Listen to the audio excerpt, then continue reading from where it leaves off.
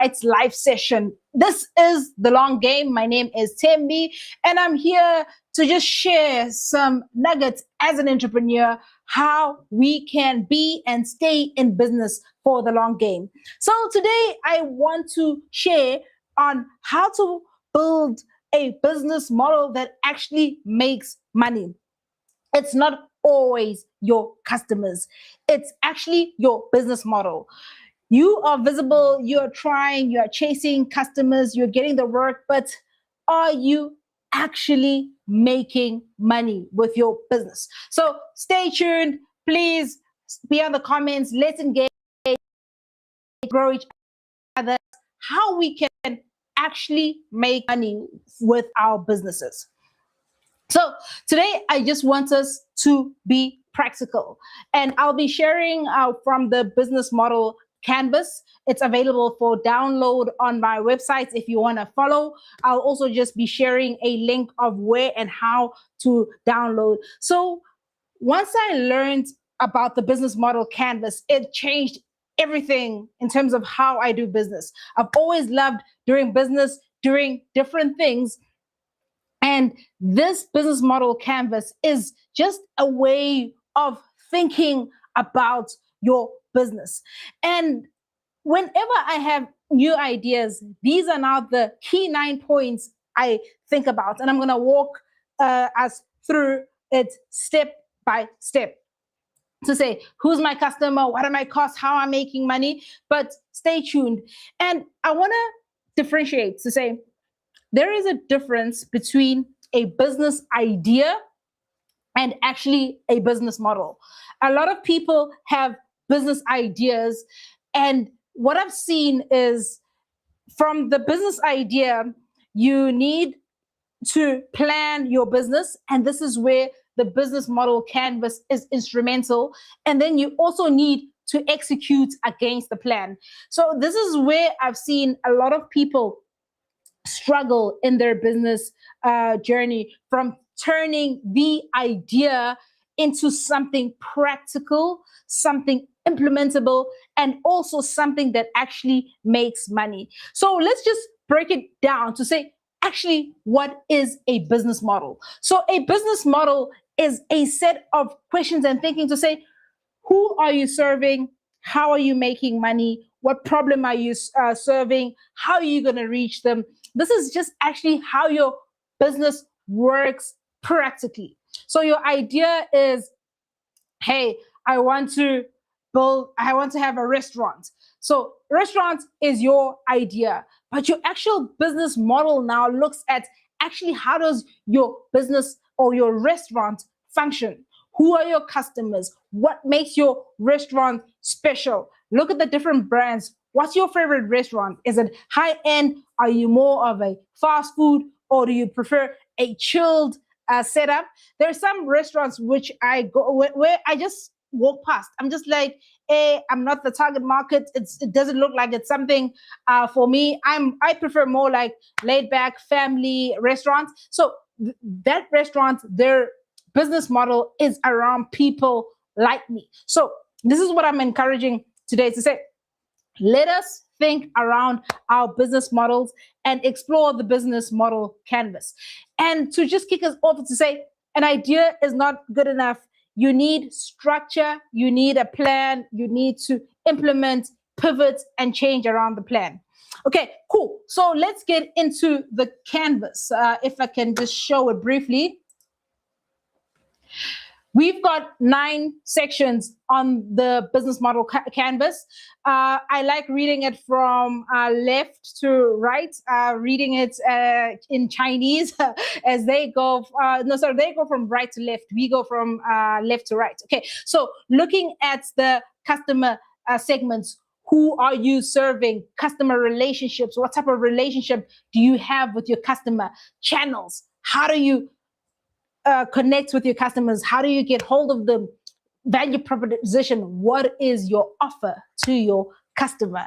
And then we've got key activities, we've got partnerships, we've got key resources, and most importantly, I love it, show me the money. That's our revenue streams.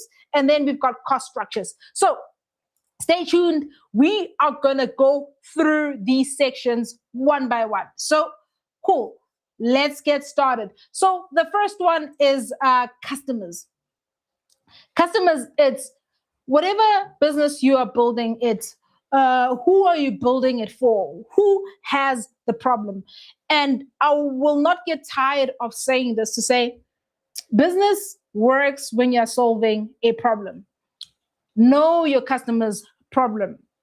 If you are actually solving a problem, you've got better leeway and faster traction of what you can do with your business. And when it comes to this one, it's I love the concept of painkiller versus vitamin.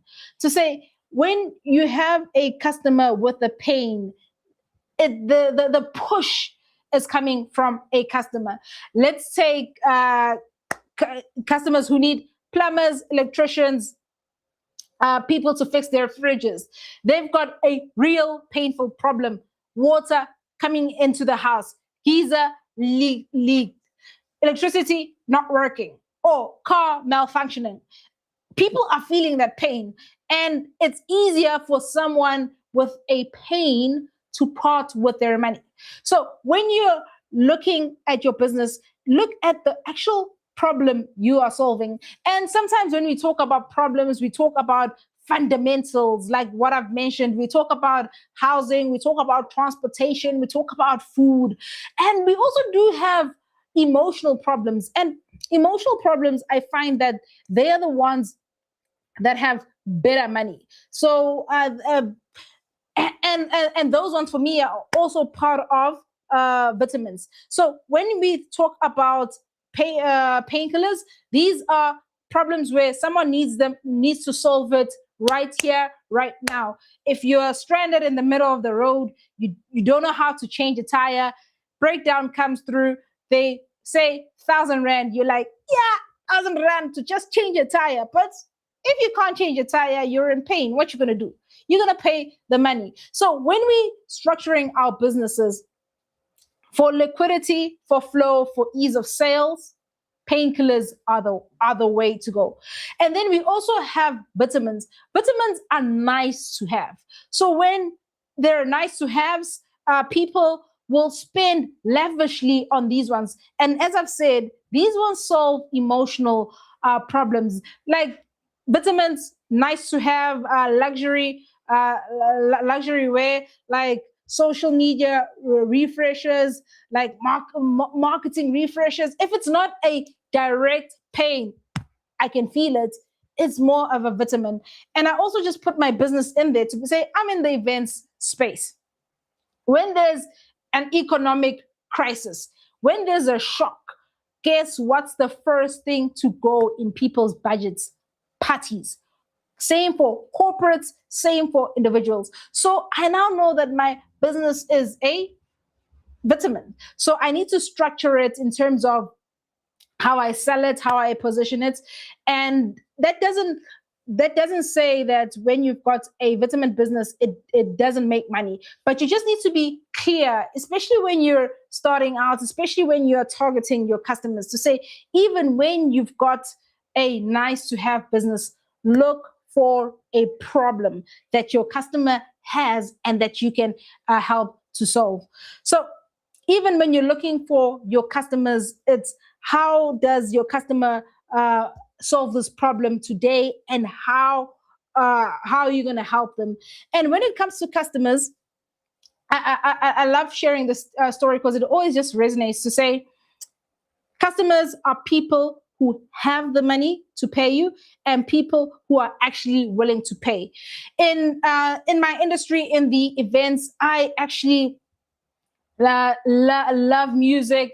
I love the stuff. I love the industry. And part of the people I'm passionate about are up and coming artists. So up and coming artists, I just love the creativity. I love the drive. And they also need my services. They need my services. And then it just becomes a question of, if I now decide to say up and coming artists are my primary customers that I'm targeting, I need to ask myself to say, Do they have the money? Are they willing to pay? And that the answer to those two questions then can guide me to say, hey, is this a good way to go? Or maybe let me look for other types of customers. And something else in terms of customers that I've had to come to terms with over the years is that sometimes you are not your customer. Sometimes people like you are not your customers. And sometimes you start businesses to say, I want to help my community. I want to help the people around me. And you'll find that as much as the people around you have a problem, the question becomes, with the people around you, do they have the money to spend, or are they willing to pay? And I was talking to a nurse who has a mobile clinic, and it's such a cool concept. She has like a wound dressing service where you've gone into surgery, you need to keep your wound clean, taken care of. So she's a mobile nurse. She'll come to your house. And I just made her see to say, think of your markets, think of who actually has the problem. A lot of people are discharged from hospital, and they need somebody to help them. And I'm just like, hey, as much as you are passionate about me as a professional, but think about your model, think about the people. If you're getting your older people who are retired, who've got medical aid, you already know that if you're targeting people like that, they actually have the money and they now value their health more than the money, and they'll be more willing to pay. So that's just a practical example to say, hey, you can be passionate about your friends, but if they don't have the money and they are not willing to pay, you will naturally struggle. And we are not about you struggling. And then secondly, I just want to cover the value proposition. So if we look at the model again here, coming into the center, value proposition. So the value proposition also speaks to the problem you're solving, but it also now speaks deeply into what makes your service special. There's a model I like. It resonates with me to say, a lot of people have businesses, and a lot of people have businesses like you. It used to be fascinating to me when my strat lecturer Tabo would be like, hey, when Woolworths came into the market, they found people already buying food, already buying groceries, already eating. So when they came into the market, they needed a different angle and a strategy to say, why do people buy from them as opposed to the shop next door? So, as business people, we need to answer this question to say, what makes your service special? Why should people buy from you or the person next door? So, if we look at this model, it's called, in short, VRIO. So, the V stands for value. It says, does this strength provide value to your customers? So, one of the strengths that I've had in the production industry was our speed and agility.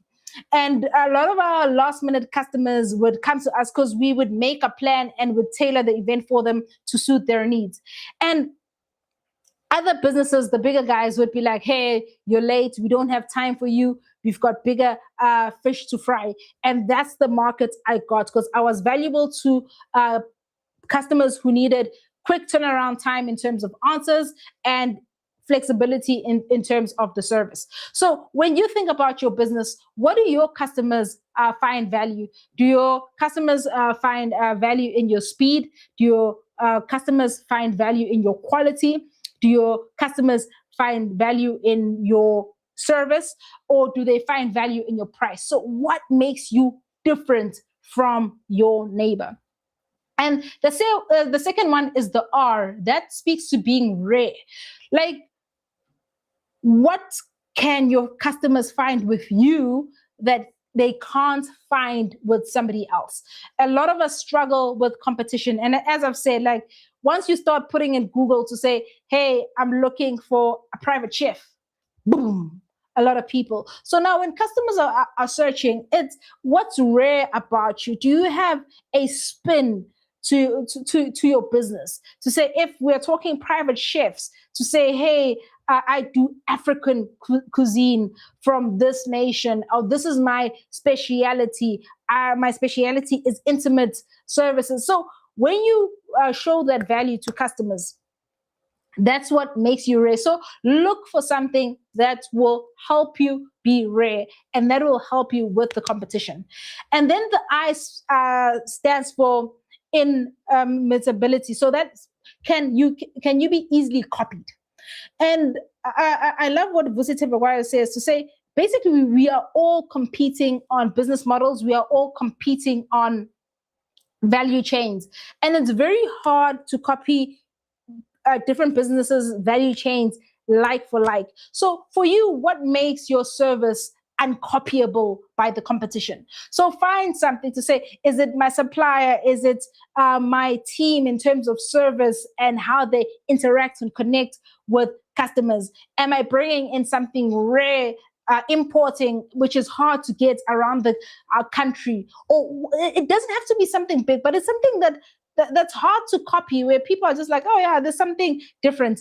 And we know some of us who buy food, we like the certain place because I'm just like, yeah, their ribs, how they make their food. There's something special about it that competitors can't copy. So even in your business, look for things that are inimitable.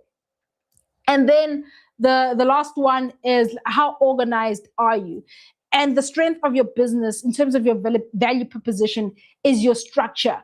Can you make things happen with speed, with ease, and with at an efficient cost, so that you can make money from your business? So these are all things that you can use to heighten your competitive strength.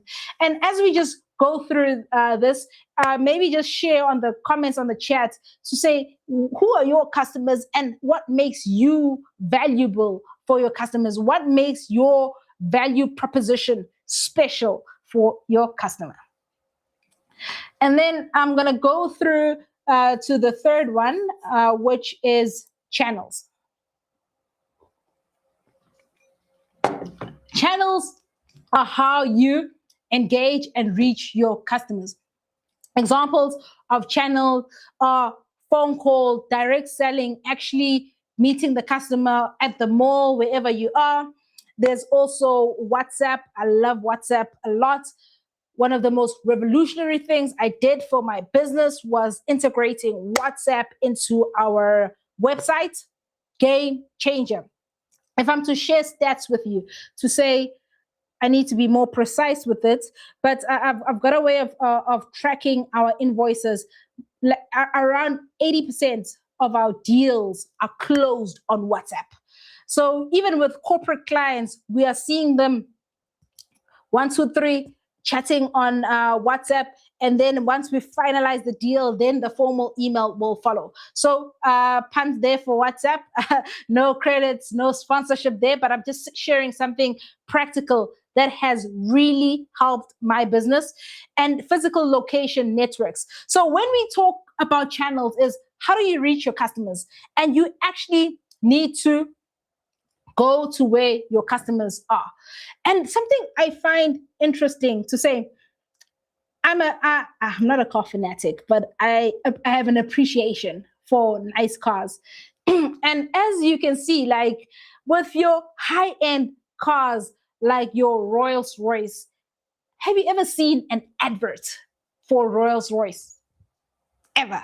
Like your high-end car, the more expensive the car, like your Ferraris, your Lambos, do you actually see an advert playing on TV, on the socials?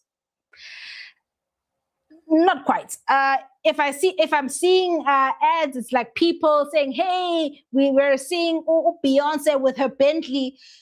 These guys who are selling that type of product, knowing their customers. They know what channels to connect with their customers. So even for yourself, if you're dealing with individual business to customers, B2C, and you're looking for customers, where do you find your customers? Where do they hang out? Are they hanging out on social media? A lot of people are hanging out on social media, but please don't get into fall into the lie of believing that everyone is on social media. Not everybody is on social media. And the main thing is, if your customers are on social media, great, go for it. But if your customer is at conferences, then you need to show up at conferences. Is it a matter of being a delegate, shaking hands, networking, business card, exchanging details, and seeing how you can be of value to your customers? Are your customers in physical locations where you actually need to go out there and introduce yourself to be like, hey, I'm Tembi, I sell digital services and I can help promote your business so that you can get more customers? Or are your customers online where you need to reach out to them? What my point here is, when it comes to channels, find your customer where they are at. It's not just about where you are comfortable as an individual. Channels are around your customers. And as I've said, I cannot say it enough. For me, game changing channels, even though we are a production house and we've got, we go to our customers and do events for them, opening up a website and dominating the SEO space in terms of Google, that was a game changer for us in terms of getting customers. Also integrating WhatsApp into our tech stack and our customers channel, that was game changing. So for you, ladies and gentlemen, I'd love to hear what channels really work for you guys so that we can actually learn as customers. And then I'm going to move to customer relationships. Customer relationships for me are pivotal. And business is actually trust. Sometimes we overthink business. Yes, business is complicated, but business is about giving money to someone that you trust will give you what they promised and what you need in return. So when you build relationships, customer relationships, this is where things rise and fall. And a concept that I like here is the time value of money. To say, when you like getting a customer the first time is expensive. You need to go out there, you need to market, you need to meet them, you need to win their trust. But once you've done a job for them, they know you, you know them, they're in your fold. Keeping that customer and getting return money from them is far cheaper and more beneficial for your business. So it is imperative for you as an entrepreneur to actually build customer relationships and trust. And when it comes to customer relationships, there are a couple of models here. You've got the mass contact, where think of banking, where for your general accounts, they always just say, hey, send us an email, visit our website, go to the app, go to online, self-service, do the service yourself. So there, what happens is the price of the service is cheaper. Then you get a lot of people paying little money for the same service, and they help themselves. And then you have customer relationships where it's more high touch, more high end. Even in the banking space now, this is where we are talking about your private banking and your wealth banking. So these are the customers where they've got a person dedicated to them. A lot of companies have account managers. So that's a high touch relationship where your customer just comes to a certain person to be like, I need this. And then the person will make sure that the customer is comfortable. The relationship manager will fill in the gaps. And with that type of relationship, you can extract more value in terms of pricing, because now you're giving this customer a personalized service. A mistake I see entrepreneurs make is to do a lot of high touch service for a small price. In the beginning, you're trying things happy, but as you grow, you'll soon realize to say, hey, some of this thing, I can just put it on my websites, I can put it on my storefronts, whichever channel you prefer, and people will just click, click, click, automate, go. But if I'm selling this high-end thing, this is where I now need to invest energy in getting to know the customer, communicate with the customer, and build relationships. So with customer relationships, if there's something that you can take away, is that sales business is around trust. The more people trust you, the more money they'll give you, the more business they give you. And sometimes you find that when someone has already done business, they struggle to move. Sometimes they're like, "Hey, yeah, I'd like to try somebody," but I'm like, "Hey, I know this one. What's the saying? An old broom sweep knows how to sweep the corners." So once you build that trust, people will keep coming back to you. And trust is built by being honest, being ethical, and actually delivering, doing what you say. So if you want to keep making money with your customers, build trust. And fam, I'd love to hear from you to say, how do you guys build trust with your customers? I'd love your tips. And one of the tips I have is I'm extremely honest. And as sometimes I'm honest to a false way. Sometimes customers will come to me and say, "Hey, I want an LED screen." I love selling LED screens. That's a lot of money, and it just looks amazing. And then I start, or they're like, "I want live streaming," and then I'm just like, I start asking, giving their requirements. I'm like, "What are you trying to do?" And then they're like, "Okay, we've got so many people," and sometimes I'll be like, "Okay, this live streaming, whoever sold you this before, it's unnecessary." Even though sometimes it would make me a lot of money, I'm honest with the customer to be like, "Hey, you don't actually need this. This is what you need. Hey, let's take you from here to there." And sometimes it feels counterintuitive. But when customers see that you are honest with them, they will actually trust you and then start letting go. So I always advise being honest and doing what you say and saying what you will do. So that is what my nugget to say, how do I build trust with customers? Let's see comments. I'm seeing Pat. Welcome, Pat. He's saying, "Greetings. Thank you so much, leader, for such extremely outstanding lessons. We are being well equipped for better outcomes in entrepreneurship." So, Pat, looking forward to your business success, and thank you for joining live. So, fam, also looking forward to seeing and reading your comments. Let me just check quickly on TikTok. No comments as yet there, and we'll just keep going. Cool. So as we go through the model again, we've covered customer segments, we've covered channels, we've covered relationships, we've covered value propositions, and then in terms of moving, I love then to move in terms of key activities. So when you are in business, what are your key activities to actually deliver for your customer? What do you need to do on a daily basis for you to actually get the service to your customer? And sometimes it just seems like a simple question, but there are many things, right? Even if you just selling, pick any item. If you're selling clothes, selling shoes, there's a lot of activities in business that you need to cover holistically, and you need to plan for that as an entrepreneur.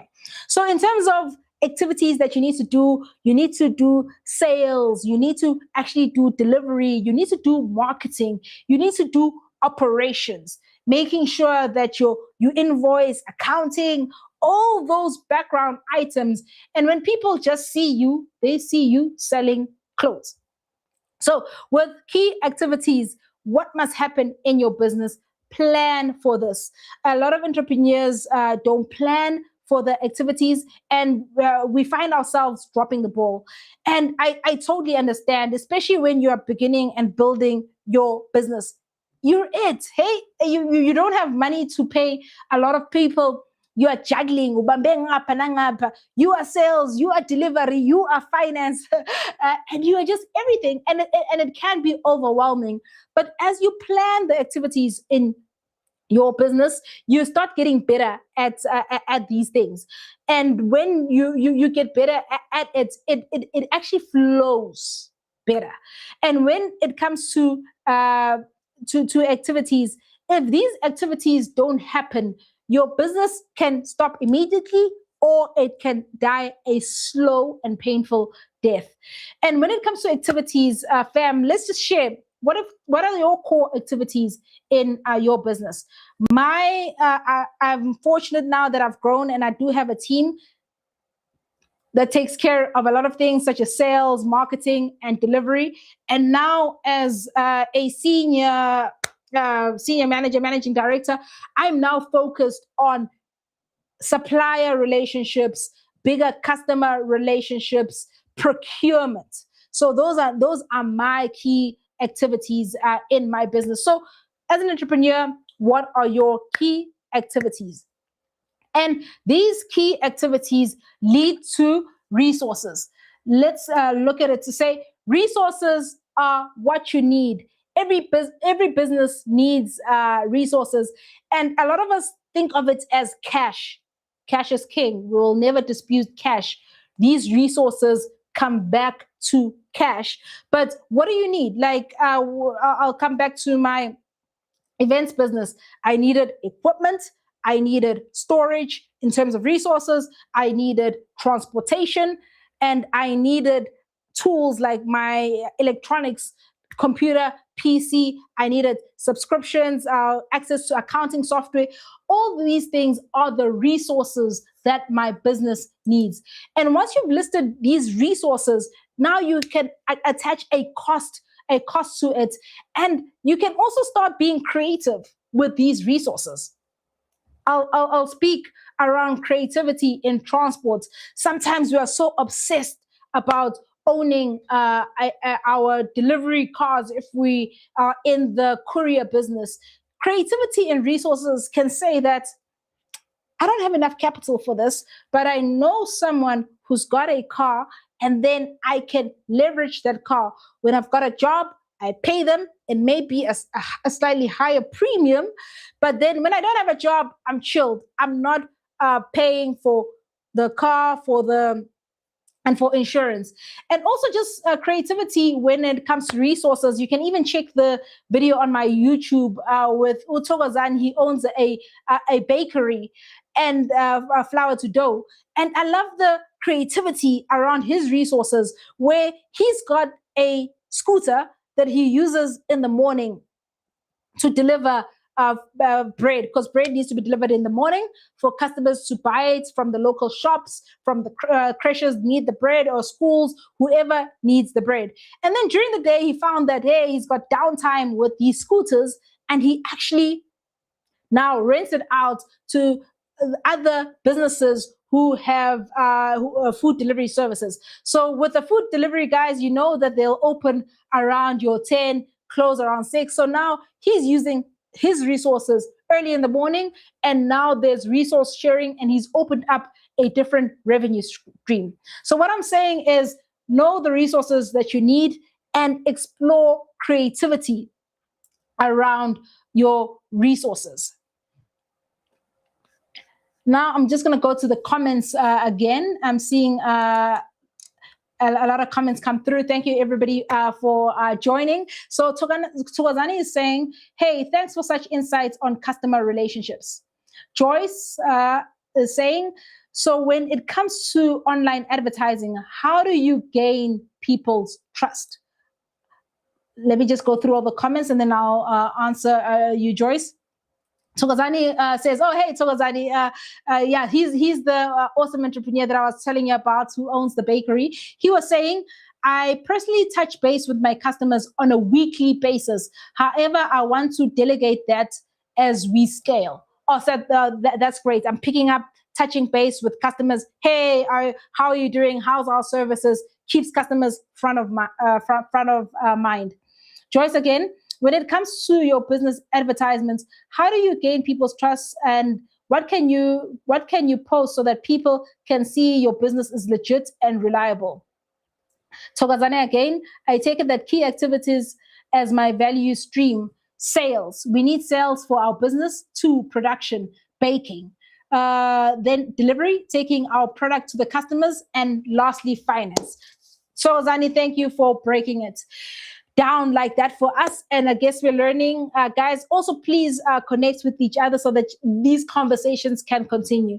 So, Joyce, I'm going to answer your question when it comes to how do you gain people's trust? Gaining people's trust online is hard, but not impossible. Our production business, which is physical, has grown a lot online, and our single biggest lead source is Google. Customers seeing our website, and they coming to our warehouse, or we coming to them. And you'll find that a lot of customers actually give us their money before they even meet us. So, what are the elements that you can introduce in terms of online advertising? Firstly, it is consistency. So people actually need to believe that you are human. And the sad thing with what has happened online is that there's a lot of scams. People have really been scammed out there. So you need to connect with your customers on a human level. So you're gonna have your posts that you post, whatever product you're selling. If you've got a product, please also just put it on the chat so that I can tailor the example to directly fit your business. So with us, I'll take us for an example. We are a production house. We do sound, light, stages, LED screens. So what we did is post pictures and packages online. We had our WhatsApp line, we had our phone line, we had an email line. And when customers would contact us, it'll be like, hey, you're speaking to Thembi. They can identify that they are speaking to me, and then we'd have that conversation. Some customers would also like to meet us. Depending on the type of shop you have, you can have a physical place. So with our customers, we are primarily online. Even though we've got our offices, even though we have our warehouse, we work remote and we're online. So to build trust, we would invite customers to say, hey, you're free to come check out the equipment at our warehouse before you actually make the payment. So that's another thing of building trust online, where people can actually see that things are real. Another way of building trust is actually showing proof. Proof is pivotal. Proof is important. So whenever you do a job, take pictures, take real pictures. So with us, when we did put up the sound, picture, video, post. So this, they can see, okay, these guys are in Sandton, these guys are in Pretoria, these guys are everywhere. So they're seeing real pictures. And something that can erode trust is stock pictures. So yes, we need clean pictures for our websites. We need those premium feels, but you also need to share. Like if a customer is going to get your products, so let's say you ship your product using courier, or you ship using Pep Courier, just ask your customers to be, hey, I'm glad that you've got your product. Do you like your product? Please review it, and also just please take a picture of that of your product that I can post it on my socials and can actually tag you, so that other people around can see that, hey, Joyce is dealing with real customers. Her customers actually get their product. So please take pictures when you do delivery. Take pictures when your customers get their product. It is pivotal. It will build trust. And then post, so that people can see proof that you actually deliver. And then the other one is reviews. Reviews are amazing. Reviews are important. Reviews do their thing. We are on Google. We place a lot of emphasis on Google reviews. I need to check the number now, how many reviews we're at. But with every review that your business gets, especially, there are many platforms. any marketplace, people can actually review you. I love Google because Google is our main, even as of now, is our main source of traffic. So with every review, it's a vote of trust. Customers are saying, hey, I dealt with Tembi. She was on time. Service was great. Hey, Connection House employees are amazing. And then you will get a customer who will be disgruntled to be like, hey, this was the problem I had with these guys' service. And then my team and I need to account publicly to say, hey, Mr. or Miss Customer, sorry about that. We'll do better next time, or just explain. So these things that I've just mentioned to say, put yourself out there, have a way that customers can identify that you are human, take proof and share the proof of your service and delivery, and then get customer reviews, make it public, share what it's from a customer's perspective. Because when you have a lot of people vouching for you, other customers will trust you. So, Joyce, I hope that answered your question. Please feel free to add more questions and comments in the chat so that I can address them fully. Cool. So I'm going to go back. Maybe a quick one. Let me check TikTok. Cool. Thanks, Lurato, for joining on TikTok. And now we're just gonna go. Okay, Joyce, I see your comment saying, thank you so much for the suggestion. I'll definitely implement it. It is so practical. Awesome, Joyce. Please also just share how it works. And I'm wishing you all the business success as you try these suggestions. And then we've got three more sections that we need to cover. And the next one is partnerships. Guys, partnerships are the bomb diggity. These have been such a growth thing for my business. I cannot not share how you can partner. And this is how I started. I have no issues sharing with it.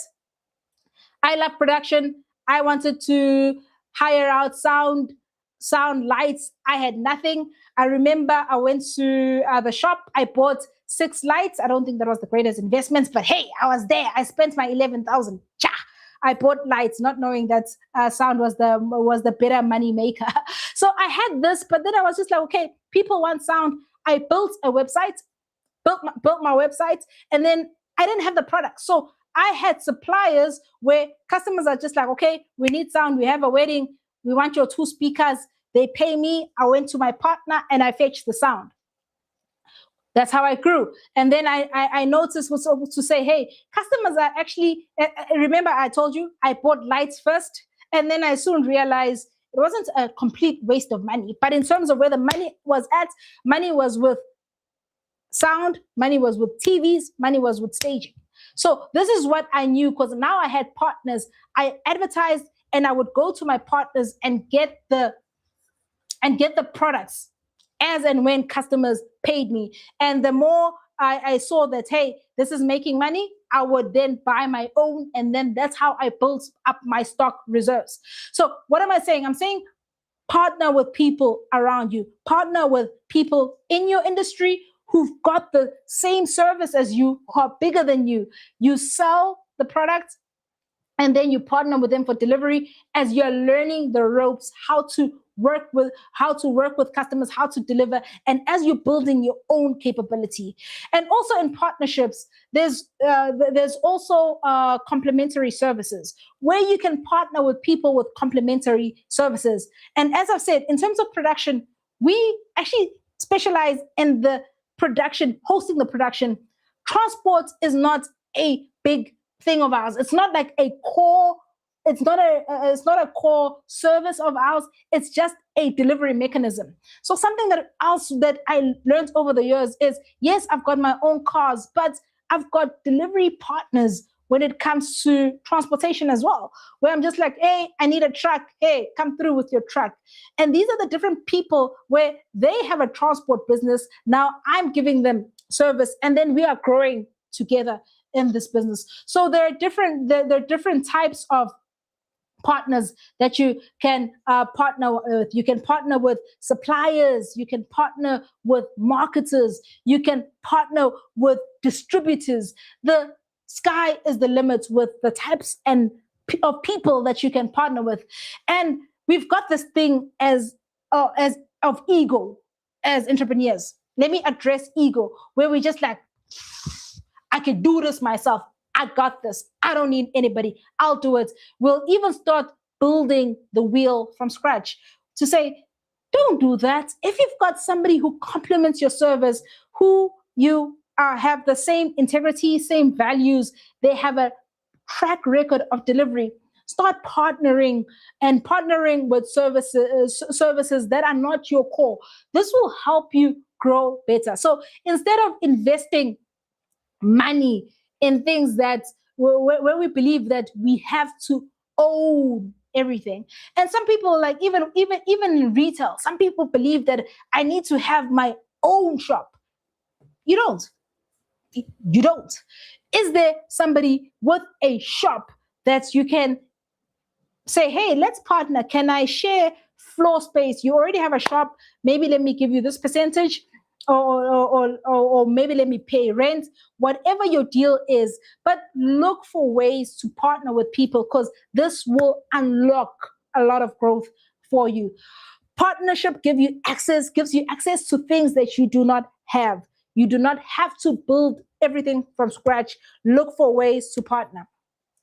And even as I'm punting partnership, let me calm down and also say that when you partner with people, please, please, please partner with people you trust, partner with people you know have a track record. You can see evidence of their track record, not just people who talk, because a lot of salespeople are good at talking. They'll talk you into a spin, you'll believe it, and then you'll come disappointed. So please build that rapport of trust, check values. Do you guys have the same integrity systems or the same value system? Maybe I value being on time. People, but I came, and then you're just like, but you're now messing up my event. You're not on time. But they're just like, but it wasn't so bad. The event hasn't started. And I'm just like, for me, time is an important thing. And what I'm highlighting with this example is that just partner with people who you share the same values with. So partnerships will open doors for you, they'll open scale, but partner with people you trust and who can grow with you. And I'd just like to give a shout out to all my suppliers, to all the people I've partnered with over the years. I think I was made to count how long I've been in business for with Connection House, and I think we're going on year 2014. Yeah, we're going on 12. What was it? Yeah, 12 years officially on paper, but it's been about 16 years since a long time ago doing this. So I'd love to just say a shout out to all my partners who have made me grow, and even the people I'm still partnering with even today. And then as we're about to land the ship, we've got two sections. And these are the core sections. These are our cost structures and revenue streams. Let me start with cost. We need to know how much it costs to run the business. And that's why we spoke about activities and resources, because activities and resources, that's our cost center.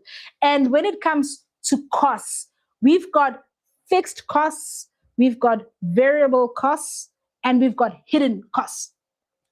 And just to give examples of costs, you've got your subscriptions, you've got your salaries, you've got your transport, you've got your rent.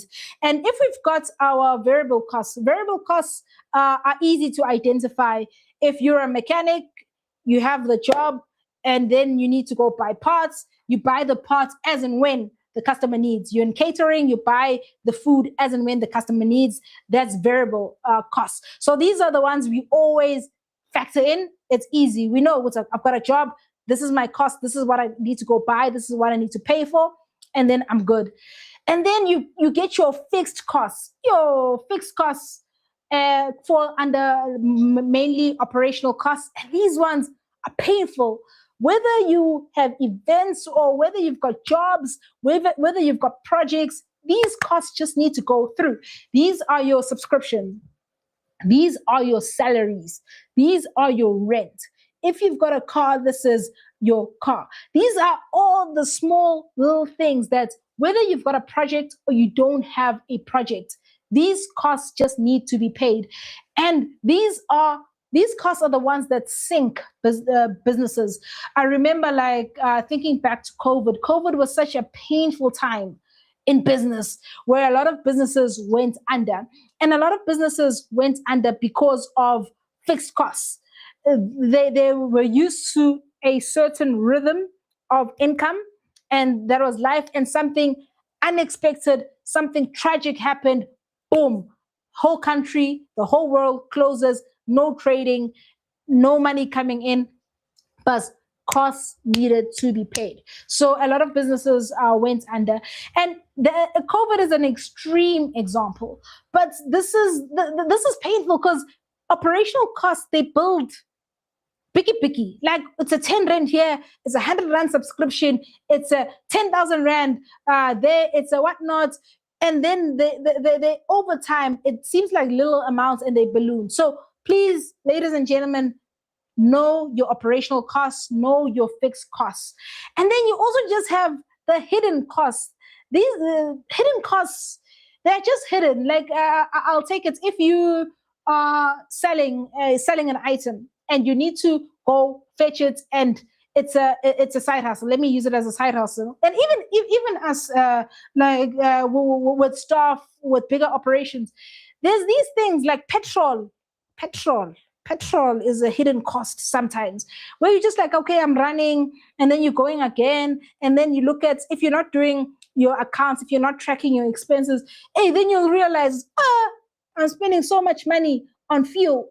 Fuel is one of it, is one hidden cost that I can think of. Subscriptions, they can be hidden as well if you're not factoring them in, because you are just going to your supplier to pick up something, but there's this cost of transport that you're not factoring in. There are these costs of subscriptions that you're not factoring in. So, ladies and gentlemen, let us know our costs, our fixed, our variables, and let us identify our hidden costs.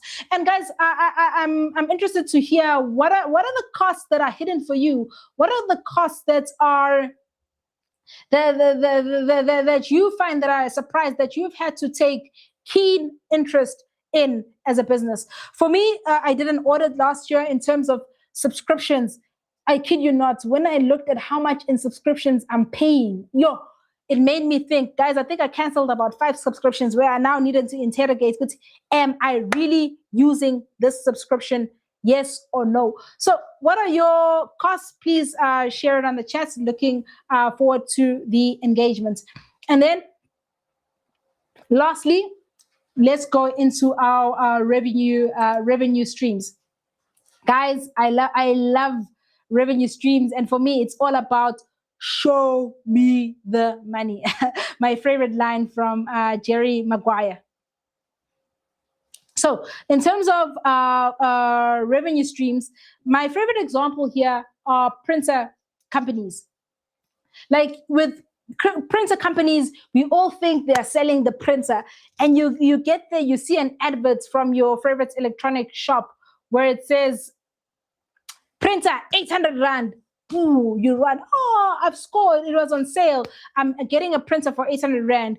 And if you really know these guys' revenue models, the printer they'll give you for cheap, but they know that they're going to hit you on ink. The same printer you bought for 800, now that you need to buy all color cartridges and black, is now 1.5, 2,000. You're just like, how, guys? But the printer was 800. They know their revenue model.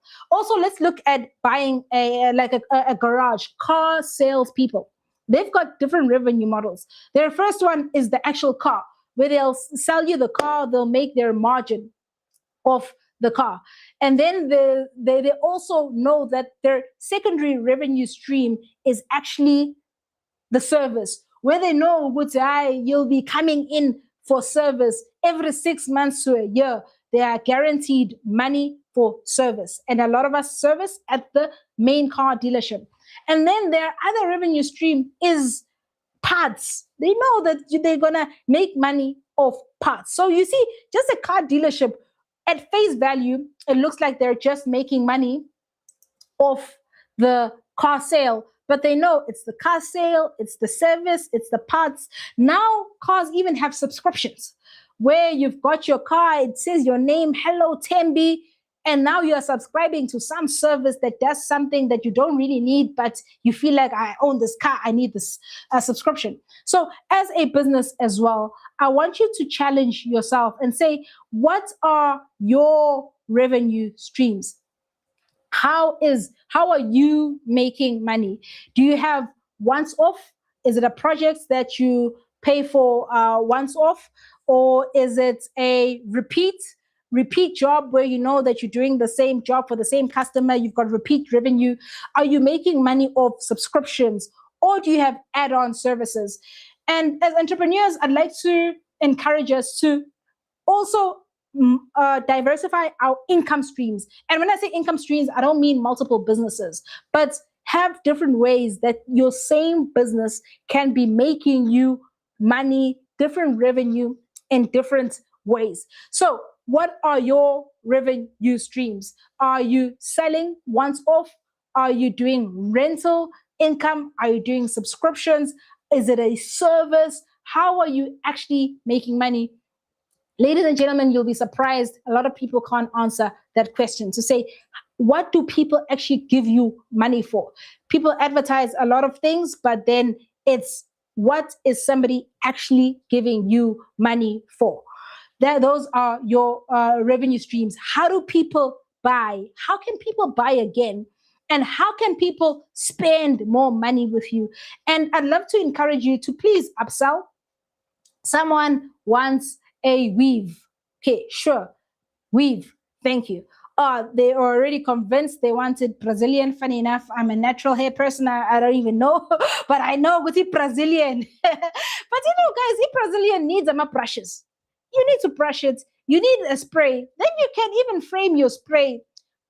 Use a normal known spray, or even brand your own spray with your own Brazilians. Hey, to say, hey, as you buy this is the care package of your Brazilian. I've got a brush, I've got a spray, I have what else? Even if there's a straightener, package it. If somebody is already giving you 4,000 for hair, guys, what's an additional 600 for your care package? What am I encouraging you to hear? I'm encouraging you to upsell, so that you are diversifying your revenue streams in the same business. I always caution trying to do too much. Now you're in this business, that business. Yes, it does work. Multiple businesses work, but they are a strain and can distract from the core business that you are working on right now. So how are you making money? What are customers paying you for? What can you upsell in your business so that you're getting money for the same job? They are giving you, the customers are giving you revenue for things that they find valuable. Please don't scam customers. Guys, as business people, let us not be a scam. Let's make sure whatever we sell is revenue and it is valuable to the customers. And as I land this plane, I just want to say that the truth is, business is not easy, and sometimes you want to make it sexier than it is. You will try things. Sometimes you'll succeed.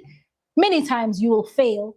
And this is the time where you need to have honest conversations with yourself and with the people that you work with, and see how you can pivot and grow and see how you make things better. So sometimes when things are not working, it's a matter of looking at your business model, looking, am I dealing with the right customers? Am I using the right channels? Is my value proposition good enough for customers? Does it make sense? My resources, my activities, what are my costs? Maybe my costs are just too high for the revenue I'm charging. Am I in the right customer lane? So you need to interrogate yourself with all these things to see, is there something I can change, or do I tap out? And tapping out is not always the option. There are many things that we can configure. You can chat to entrepreneurs, you can chat to coaches and see what help you can get. So sometimes you don't need to push harder. You need to fix the model. And as we're closing, thank you for joining us. And just the summary to say, who do you serve? What problem are you solving? How do you reach your people? How do they buy? How do you make money? What does it cost you? And what activities do you need to keep doing to keep the business afloat? So don't just build something that's exciting. We need to move from idea to business model. We need to build something that works. So if you want to think through this business model properly, I do have a downloadable template on my website. I'll be sharing it on the comments. Please go through it. Please DM me. Let's chat. Let's see how do we help each other as customers to build structured, practical, and thriving businesses. Thank you very much for joining. Looking forward to seeing you. Thank you very much for all the engagement. And I look forward to all your stories of what has worked for you, what hasn't worked. What else do you want to discuss on the long game? So fam, thank you very much and peace. Looking forward to your stories.